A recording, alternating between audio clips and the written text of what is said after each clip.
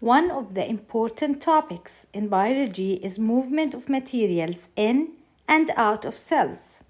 Cells need to move materials in and out of them, such as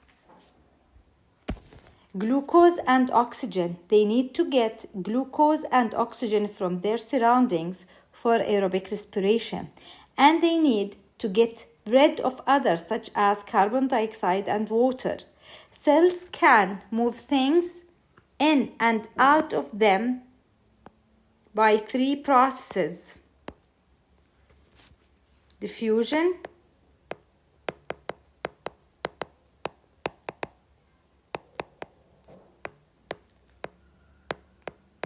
osmosis,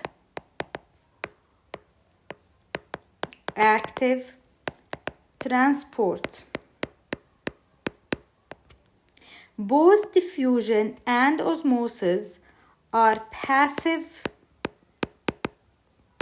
transport. The term passive means no need for energy from respiration. The definitions of these three terms are common questions in biology Edexcel. Let's start with diffusion. Diffusion,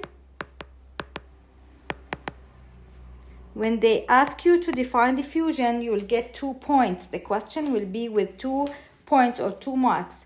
Is the net movement of particles. You can use molecules or ions. So the net movement of particles, molecules, or ions from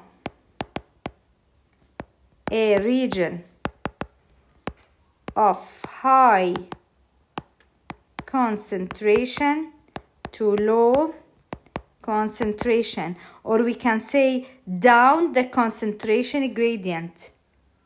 When you use the term particles or molecules or ions, you will get the first point. From a region of high to low concentration, you will get the second point. Now let's move to osmosis. Osmosis is one type of diffusion, but this is the movement of water molecules. So this is the first point. Water molecules from a region of high water potential to low water potential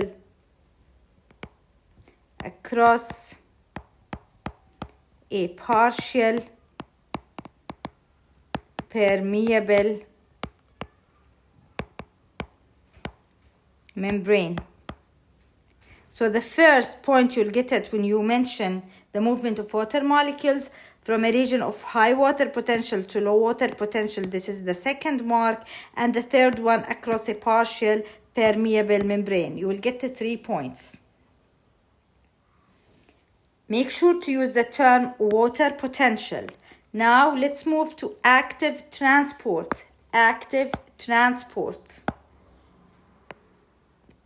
Active transport is the movement of molecules from a region of low to high, so against the concentration gradient. This will need using energy from respiration.